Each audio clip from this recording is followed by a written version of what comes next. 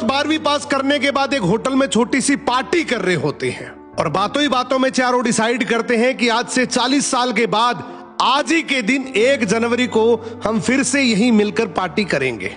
और हाँ, जो सबसे आखिर में आएगा सबका बिल वही पे करेगा। होटल का वेटर भी ये सब देख रहा था। कहने लगा 40 साल बाद अगर मैं भी यहीं रहा तो आपकी ये पार्टी जरूर देखूंगा। ठीक 40 साल बाद पहला दोस्त होटल पहुंचता है तो देखता है वो होटल अब 5 स्टार बन चुका है। अब वहां पर सब कुछ बदल चुका है। तो एक शख्स उसे पहचान जाता है और कहता है सर बैठिए, मैं आपको पहचान गया, मैं वही वेटर हूं जो अब इस होटल का मालिक बन चुका हूं। वो कहता है क्या बात है।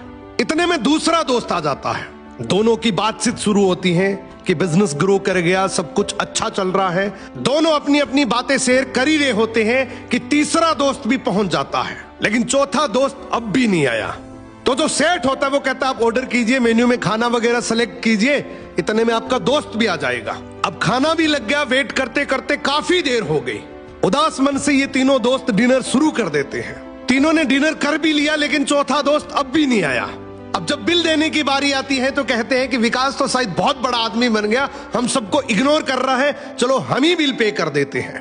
जैसे ही बिल पे करने के लिए काउंटर पे पहुंचे तो काउंटर का मैनेजर बोला आपका बिल तो ऑलरेडी पे हो चुका है। अब तीनों अपने चौथे दोस्त के ना आने की शिकायत करते करते होटल से बाहर निकले ही थे कि तभी एक सरकारी गाड़ी वहां आकर रुकती है।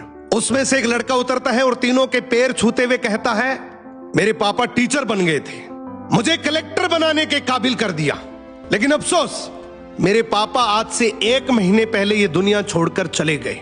उन्होंने आखिरी वक्त में आपके इस वादे के बारे में मुझे बताया था और कहा था कि जब तीनों पार्टी खत्म कर ले तो उसके बाद तू वहां जाना और पेमेंट वगैरह कर देना। लड़का हाथ जोड़कर बोला मेरे पापा अब इस दुनिया में नहीं रहे, उनका वादा पूरा करने के लिए मैं आया हूं।